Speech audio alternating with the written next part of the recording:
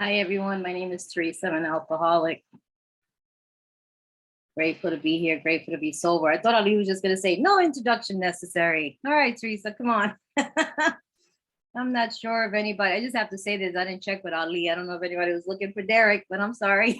If you are, I'm upset too. He's not here. I love his message. So it's kind of hard to fill those shoes.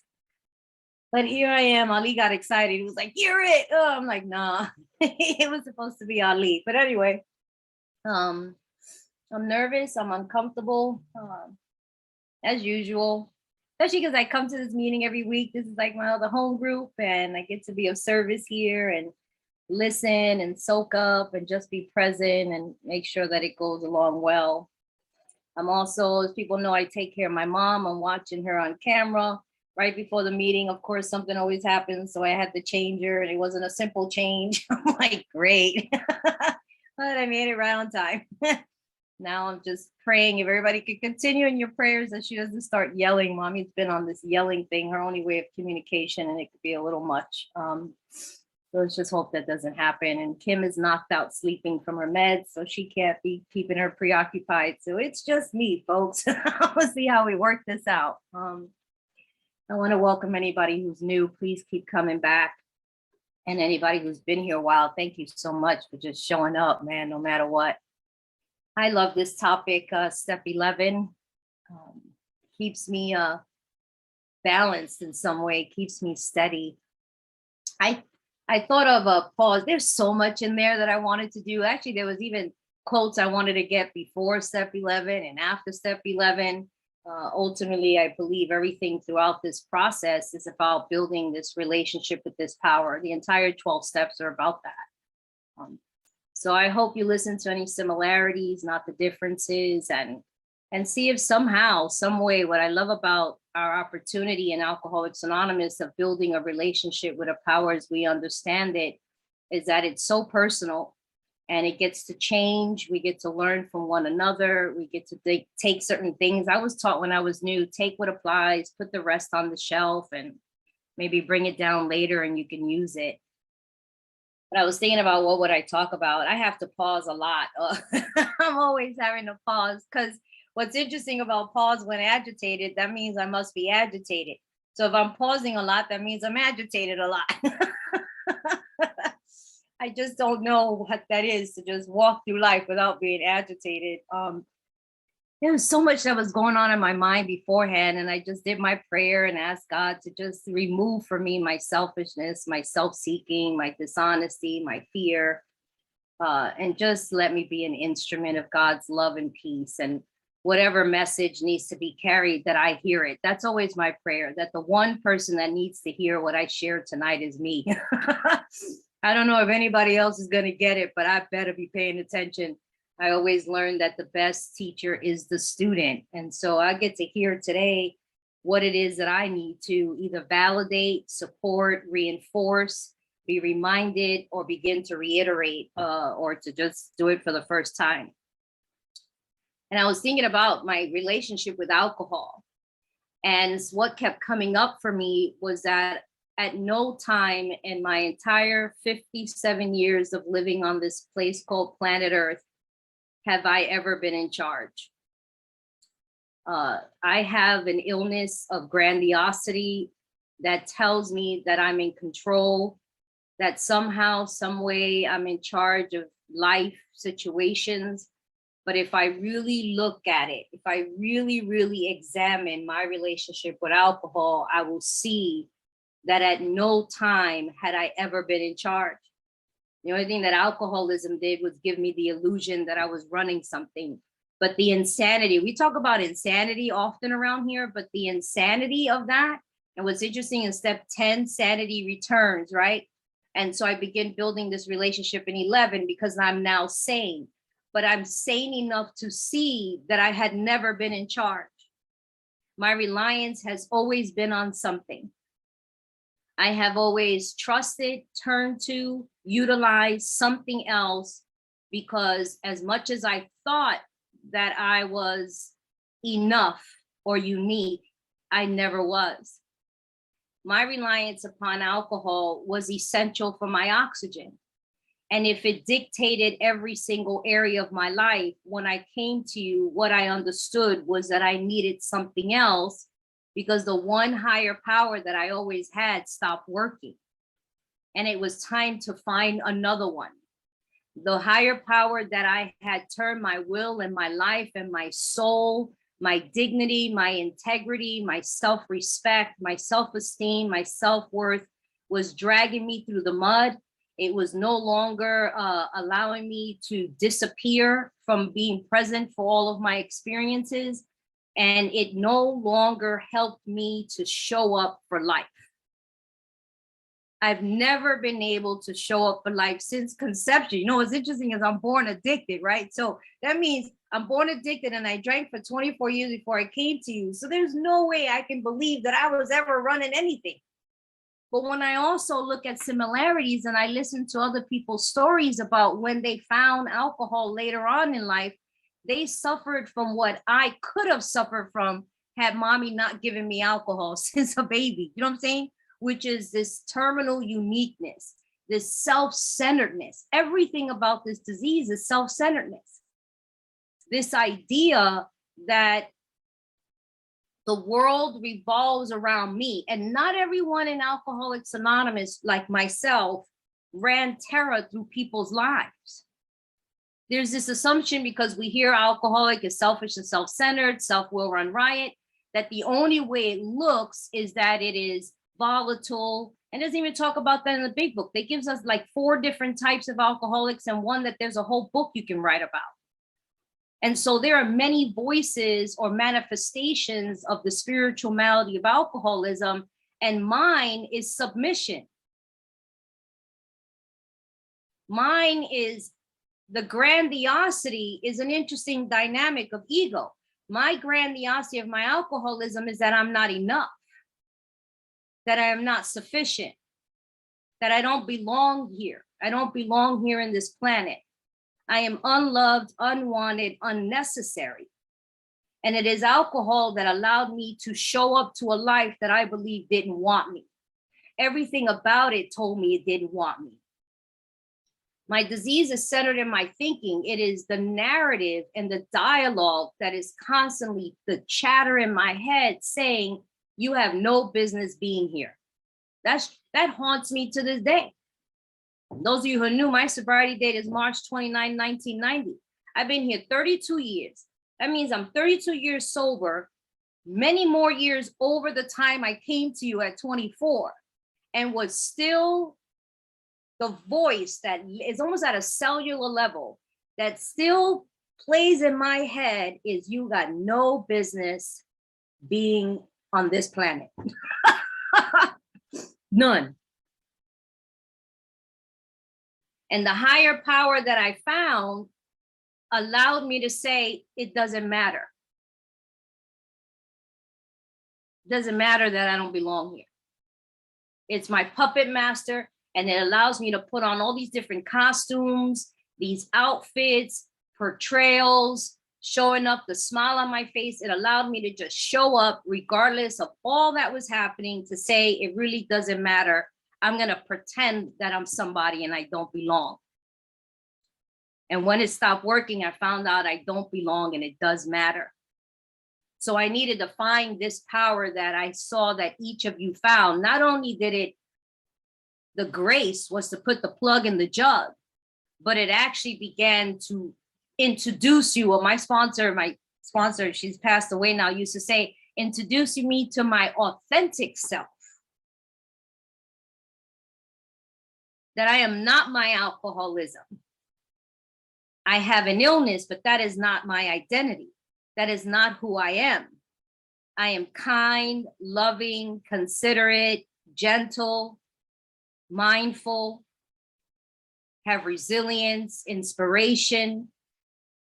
But how do I get to my authentic self when everything in the world tells me that my authentic self is false? It's so interesting. I believe that my authentic self is false. Well, it seems to me that these ancient, and I say the big book, the words in the big book and the steps are ancient. There is nothing in that book that's original. Nothing. It is divinely inspired for a few folks to gather information that has been around for centuries and put it in a language for me to understand. But there's nothing in there that's original. How do I find the power that doesn't rob me of my dignity and my integrity and my self-respect? How do I find a power that's going to introduce me to my authentic self, that I can walk hand in hand, do this thing, this built up the drama of life? This dimension is intense, folks. I call it this dimension, man. There's a lot of dimensions. I believe there's a lot of dimensions, and Earth is the lowest dimension. And it's the lowest dimension because it operates. I'm going to use certain language. We could talk about it, a question. I got to use, I'm just going with it, whatever. I'm just going with it. Okay, this dimension operates from what we call the first chakra, the first energy, which is the tribal. Everything about this dimension is money, property, prestige, and greed. Everything about this dimension. There was a time that when you wanted to go into this place of spiritual consciousness, you needed to leave.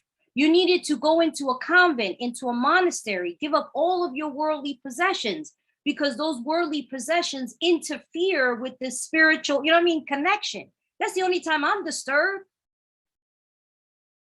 I'm disturbed when I got to pay bills, when people are cutting me off on the freeway, when I got to deal with other people's personality and attitudes. I'm disturbed if I don't have what I think you have. If I feel physical pain, if I see people that I love being sick, that's where the disturbance comes from. But if I'm sitting in a monastery or up in the Himalayas meditating all day, I would think the only disturbance is learning how to deal with a fly that sits on my nose while I'm meditating. But other than that, there ain't a whole lot of disturbances. I remember I used to say, if I could just join the convent, man, I don't have to worry what happens when people who are going these spiritual quests, we go to the mountains, we go to side. Why? I separate myself from these distractions, these things that tell me they're important. Because the ego the self says, I gotta have. What is selfishness? What do I want? I want you to love me. I want you to like me. I want to have that. I want to live there. I want to be respected. I want to be treated a certain way. I don't want to have to take care of people. I want to be able to do whatever I want to do whenever I want to do it. This is the human experience. How could it not be if everything around me tells me it's necessary? Turn on the television. You got to drive that car. You got to dress like that. You got to look like that. You got to live there in order to be happy. My happiest place is in the spirit realm. Why is it the happiest place? Because it's the place of neutrality. Bill uses that language in 10 and 11. I go into a place of neutrality, a nothingness, a detachment. Buddha talks about it, total detachment. Whenever I have to come to this place of this relationship with this power through these 12 steps, what is everything about the 12 steps having me do? Detach, let go, let go, let go, let go, uncover, discover, discard, be willing to uncover, discover, discard. They talk about in 6, I think I'm going to be a donut, right? The hole in the donut. Who am I going to be if I let go of everything? Oh, my sponsor says my authentic self. Well, what the heck is that? What is this relationship about this power that I have, these old ideas about God in my life where I struggle in 11? And I struggle because it's so interesting. I was telling a sponsee of mine why is it that every time I understand that I need to turn to this power greater than me, I always believe I'm not going to get what I want. What is that about? That's where the hesitation comes from. Oh, if I let go, let God, nothing's going to be in my favor. I'm telling you, everything that I desire is going to be taken away from me. That's my relationship with God. That is my understanding with God. That it will remove everything from me. So you know what I'm going to do? I'm not going to pray and I ain't going to meditate. Because what it's going to do is going to tell me that I have to let go of everything. And I don't want to let go of nothing. So I'm going to pretend like I'm not doing self-will run riot, but I'm going to do it. And those end up being my darkest days. And brings me back to my knees of surrender, of letting go of everything. My knee-jerk reaction isn't that when I do that, that not only am I going to get what I'm not even going to get what I want. It's going to be better. It's going to be great. I don't even think of that. I think I was talking to Ali. Well, we're always talking, but I was talking to him about, for me, God gives me a postcard and a flyer. I don't get no detailed emails. I don't get specific instructions. I don't get the backstage information. I just get a flyer of my assignment and no details. And I spend my days, especially when stuff is really jumping off, watching the grace of God and my disease, like what is it, King Kong and Godzilla, whatever, I don't know.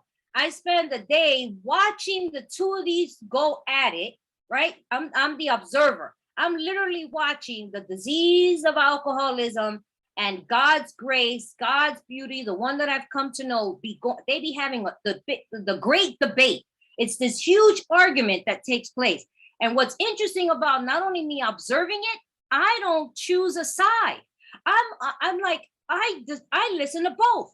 And so my disease comes up with something and I'm like, yep, that's right. That makes a whole lot of sense. You got a point there. And then the grace of God comes in. I'm like, see, that's, yep, Trump to you. Yep, see that God takes care of me. God loves me. God don't love you. Which is, when did God ever love you? People ever tell you God, see, that is true. Nobody has loved me. That's right. I don't even know why you say you love me. You don't love me. Yes, I do. Let me show you when I love you. These are the examples. See, these are the examples. God loves me. Those are the examples. Let me show you. I'm telling you, that's the insanity of my disease.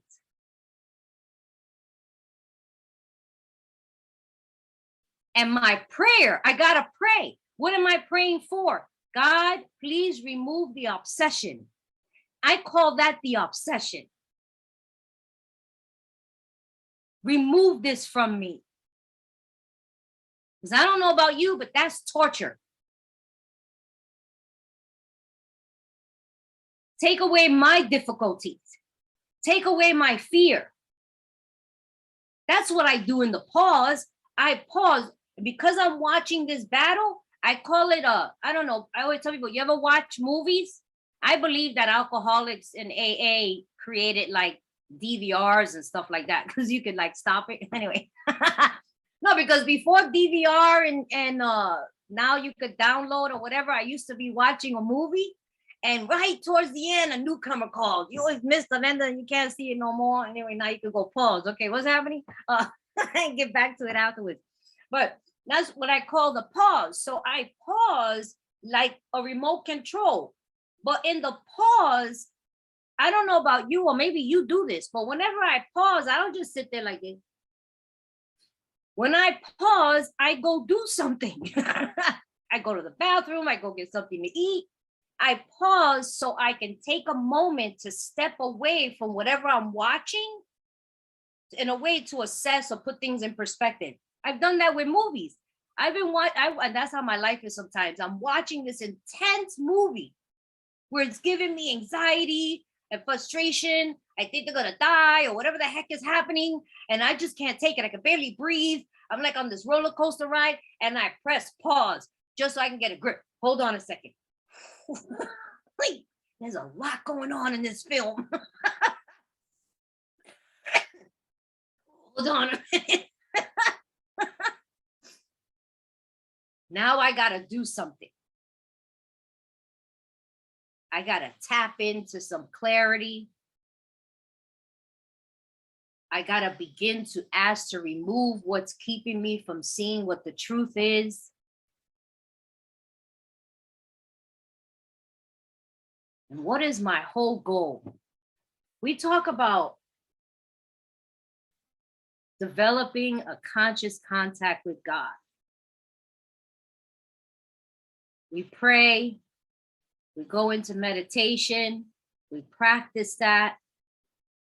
Is it just to have a better understanding of God? Maybe. I learned this so I can learn how to develop intuition, inspiration. There's a voice that is muffled by the calamity of life. There is a voice that exists. It is the purest voice of all voices. When my sponsor talked about the authentic self, I need to learn how to tune into the voice of purity. The entire book introduces me to intuition. We call it the little birdie, the inner voice, the voice of truth. The voice that I trust no matter what. And you know where I begin to learn that? What that looks like? Sponsorship.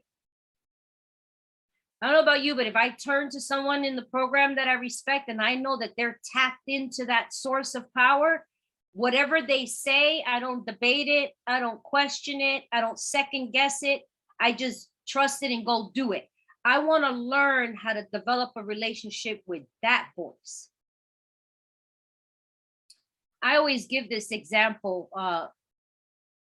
That voice was stifled from my experience growing up. It told me that voice was not true.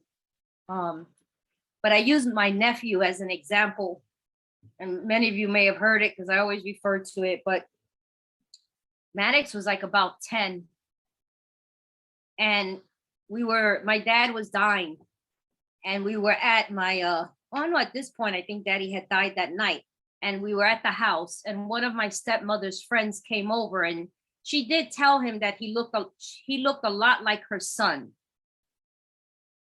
And throughout the time period, we were engaging with her. But when she left, Maddox said, I don't know if that lady really saw me. I think she just saw her son.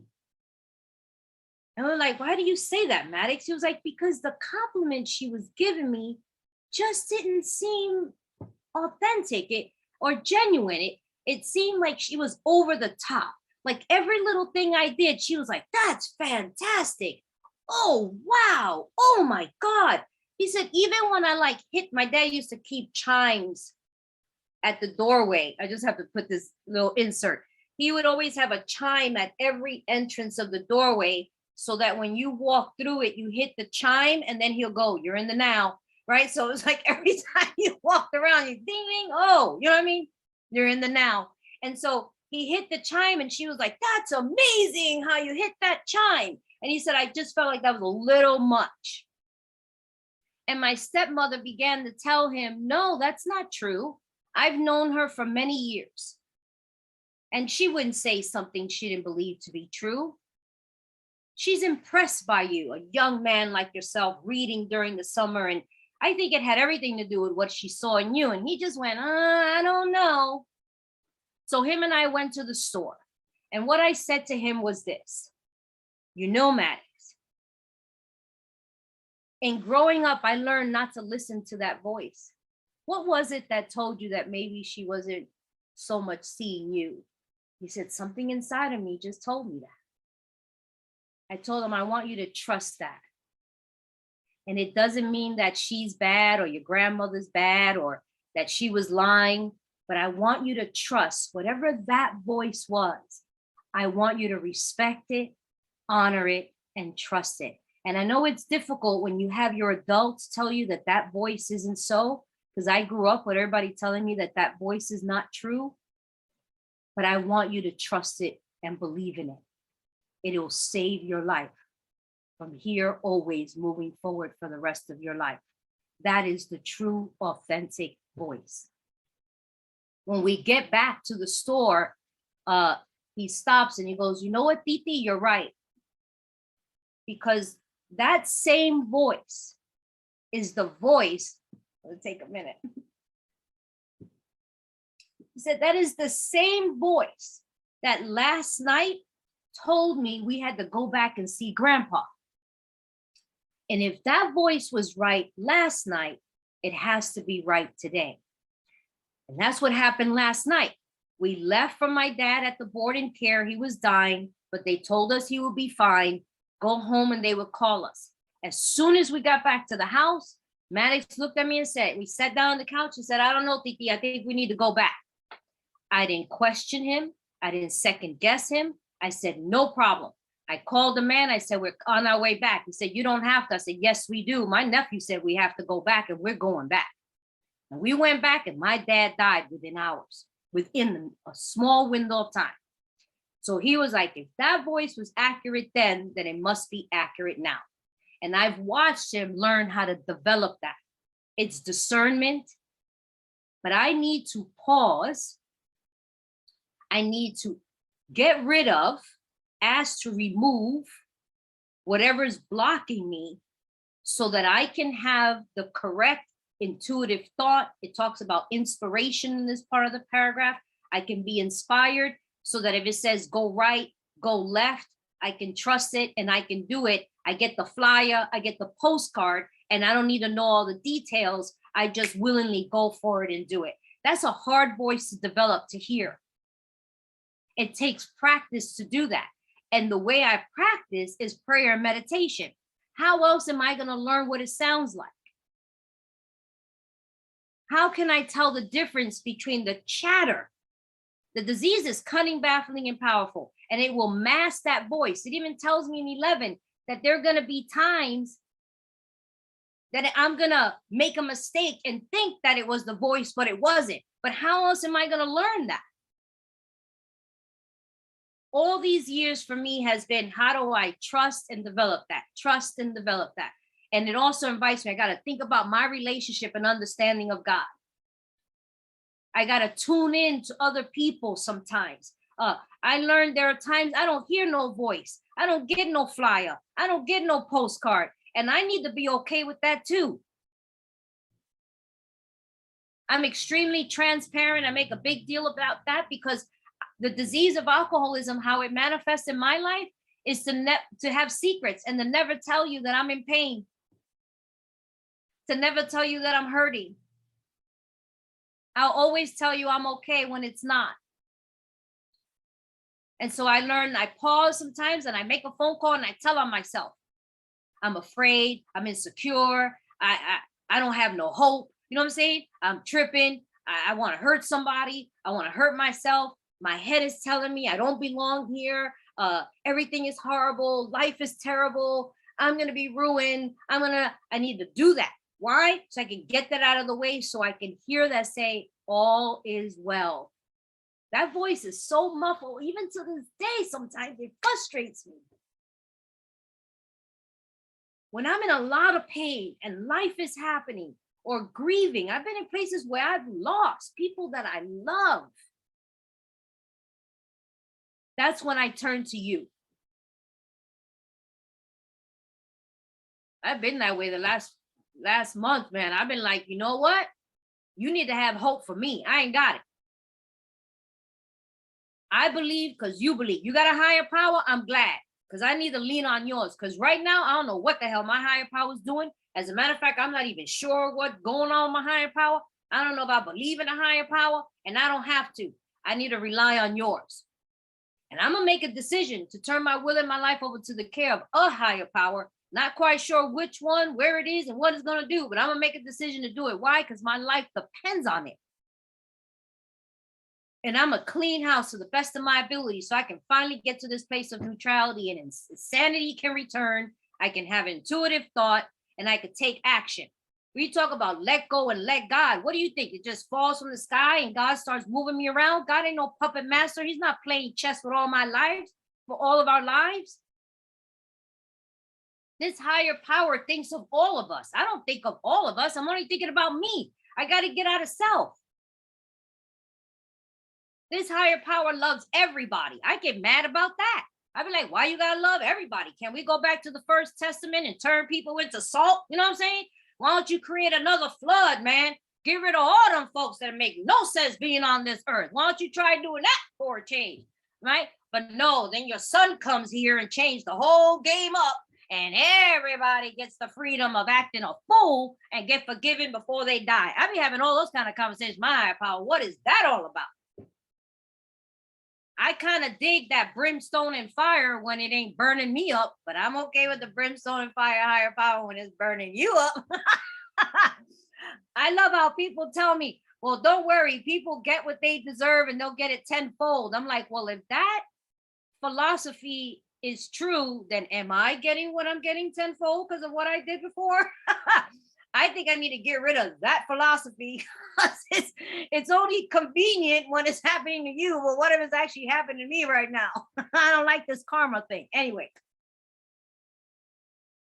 my relationship with my higher power in 32 years has been very interesting. There are times I believe it. Ali, watch my time, because you know I get on the roll. You like you tell me I'm like ever ready battery and I don't shut up. Okay, 10 minutes. I see you. My relationship with my higher power has changed through the years. The way I develop my prayer has changed. The way I've done meditation. And I'm a priest. I don't talk about this much. I'm a priest, y'all. I'm a priest. I have religious obligations. Could you imagine? And it's a different type of religion. We have deities. We have ancestors. My house is a church. I think the only room that I have in my house that is not sacred is the bathroom. And even that's sacred because that's your bodily fluids. I don't know what's going on, but I have it all over me. And I need to know that they love me no matter what, that God loves me no matter what. Because let me tell you something, as priestly as I am, as spiritual I am, sometimes it could be a little scary because I be walking around going, oh, I feel like Jesus on the cross. Why have you forsaken me? There are many times that I am in the garden, y'all. I've been betrayed around here.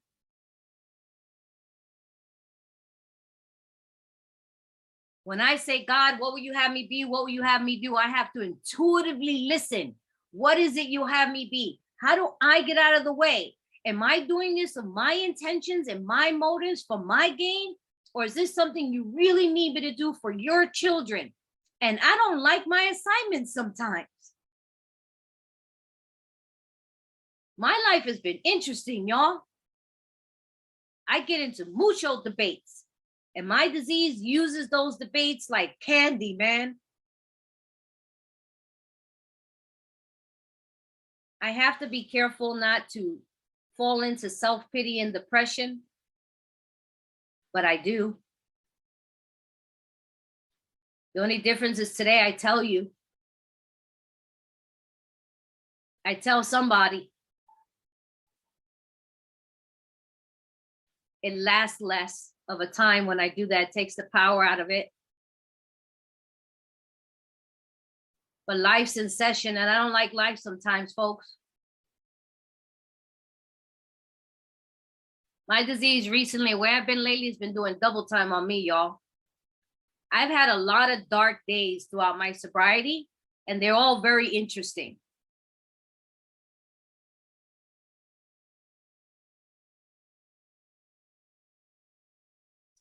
I was thinking about this.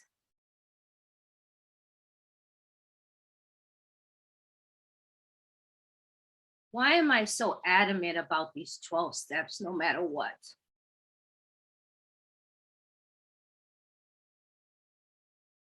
Why do I pray even when I don't want to? Why do I meditate when I don't hear anything or feel anything sometimes? Why do I pick up the phone and help others? Why do I pick up a pen and a pencil? Because the only thing that I have that is sure is my sobriety. Nobody could take it away from me but me.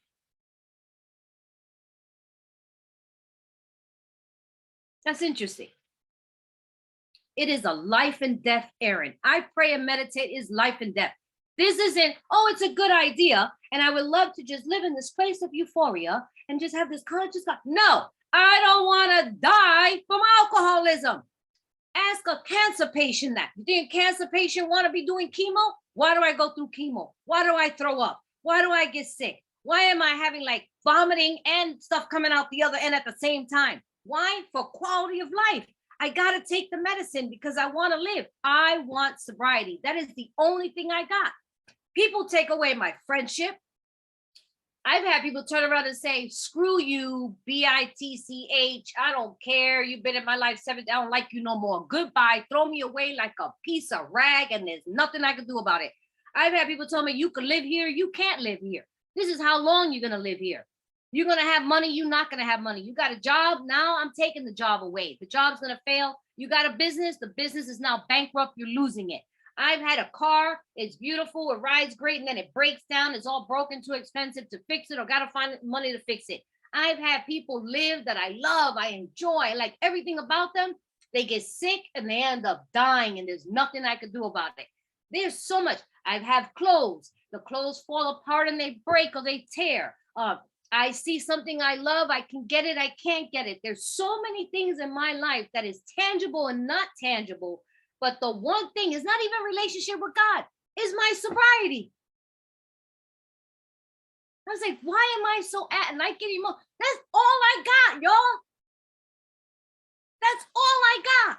There's something I could do about that. I can stay sober. With that, everything else gets worked out. Everything else gets figured out. My sobriety is the most important thing in my life. If you're new and if it's fragile and you could take it or leave it, I ain't mad at you. Do you, boo? But I can't go back to that life knowing that this one exists. If I let my disease run rapid in my head and insanity returns, I will drink again. And for me, to drink is to die. So if it means that I need to be uncomfortable trying to sit in a lotus position, thank you, trying to sit in a lotus position and my knees hurt and my legs hurt because I'm getting too old to be twisting up like a pretzel, I'm going to figure out how to do it. If I got to put ocean music on just for a minute so I could just feel like, I'm going to do it. If I have to read a daily meditation or pick up literature and books, if I have to go to a church or talk to a rabbi or a priest, I am going to continue to seek and to practice and then to do whatever is necessary to help somebody else. For what? To cement my sobriety. I am jealous of people who rest on their laurels. I'm going to straight out tell you, I get so jealous. I am jealous of people who have the ability to do self-will run riot. We are so undisciplined, and I see people get away with it, and I get jealous because I don't have the luxury. Because if my sobriety is so fragile, and if I lose it, you will never see me again. And I'm screwed. Death will be a luxury for me. I'm going to live out an alcoholic, torturous life, spiritually bankrupt, trying to live with this relationship with a higher power, whether it's the God of reason, the bottle of alcohol, the pipe, the needle, the pill, whatever. And it's not going to work. It's not going to do anything for me. It's going to just shame me, demoralize me, ridicule me, and I'm not going to be able to find you again. That is my worst nightmare. So yes, I'm going to pray. Yes, I'm going to meditate, even when I don't want to. Even when I'm mad at God, my prayer is, I'm pissed off. You're going to lose one of your favorite faithful servants. I know you say I can't handle more than I can handle, but I'm telling you, I can't handle this no more. And if you don't know that and you don't perform a miracle in the next 3 minutes, we're in trouble. I be having those conversations with God. Now, God is God, and God could be like, she's so funny. I don't know. It doesn't matter. It just helps me to say it. But I tell you one thing, I believe that God be like, I better do something quick because she ain't playing. God be like, I better do something because we're about to lose this one. I mean, like, I'm serious, man. I ain't playing no more. And my experience better help somebody, I swear. I have been through so much in my life, you guys. And there are times that my disease says, enough. My disease says that. You don't deserve to be here. God doesn't love you. Nobody loves you. They never have and they never will. You got no purpose being on planet Earth. You know what your self-will is, Theresa? You insisted that you come to this planet even when you weren't welcome. And everything in life is going to remind you of why you don't belong here. That's my disease. And I need to do everything possible. And I can only do it through the 12 steps to get to the authentic self, the intuitive thought and voice that says, you are loved. You are loved by me. You belong. You have a purpose.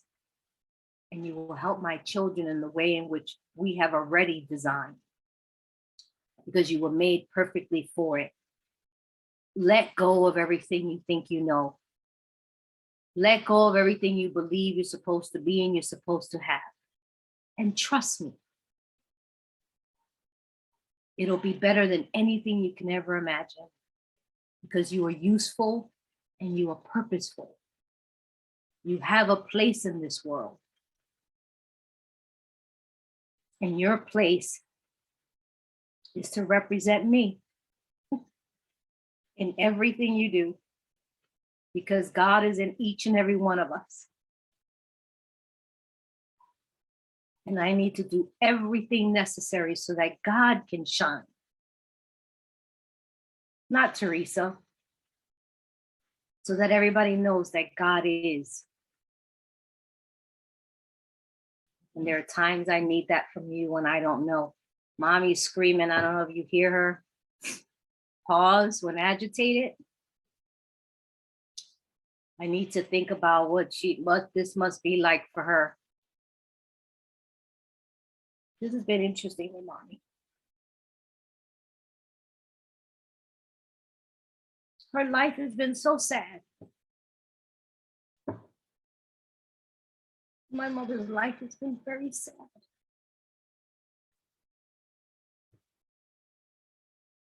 She never found joy.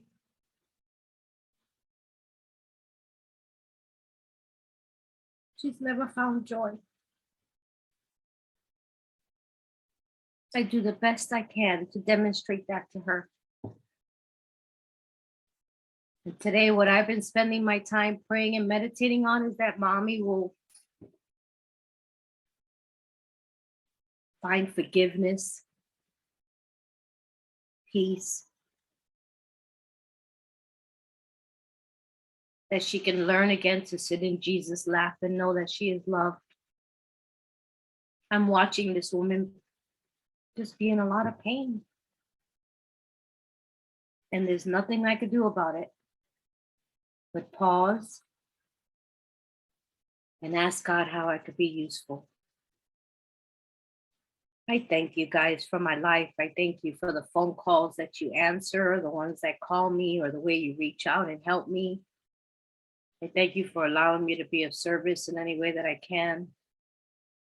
I hope you cherish your sobriety as much as I tried my best to demonstrate to you what I cherish. That's what I cherish the most. I love my nephews to death, but I cherish my sobriety the most. I don't want to lose it. And so I do everything possible to preserve it. So if you're learning prayer, you're working on meditation, just do it. If you cherish your sobriety, experiment, go for walks, paint, wash dishes, have a conversation with God with a pen and paper, put on soundscapes, look for silence, just do something. That is how we preserve our recovery. So that in the end, I say, God, now make me useful. Where will you have me be? What will you have me do? Thy will be done. And then I immediately turn to be of service to others. And that's where I see God shine. I'm glad I made it through this little valley, you guys. I was scared. I think I made it through. I've been really scared lately because my disease has just really been on me. The longer you stay sober, the sneakier it gets, and it's been kicking my ass, y'all. I've been holding on and holding on and holding on. You have no idea. I'm crying like a baby right now because, woo, I've been in the battle. Jeez Louise. One of the things that scare me the most is my safety. I always want to be safe, and I haven't been feeling safe. I miss my family. I miss my dad. I miss my brother. I miss hope. I was missing freedom. I ain't got it all yet, but I see the light at the end of the tunnel. I want to thank all of you for shining the flashlight until I could see it, and for having the flashlight or having that voice like the river. You know how you got to listen for the water so you can follow it? I want to thank you for those voices, because I was in the dark, man. But I'm grounded in a spiritual condition that no matter what, I can recover, and I owe it all to Alcoholics Anonymous. So I guess, again, I miss Derek. I was ready to get fired up with that. I'll see how my life continues to unfold. A lot has been disrobed. So right now, one more time, I'm meeting God butt naked, alone with a white flag up my ass. And it hurts. That's all I'm saying. And it hurts. So I'm not okay, but it's going to be okay. Pause.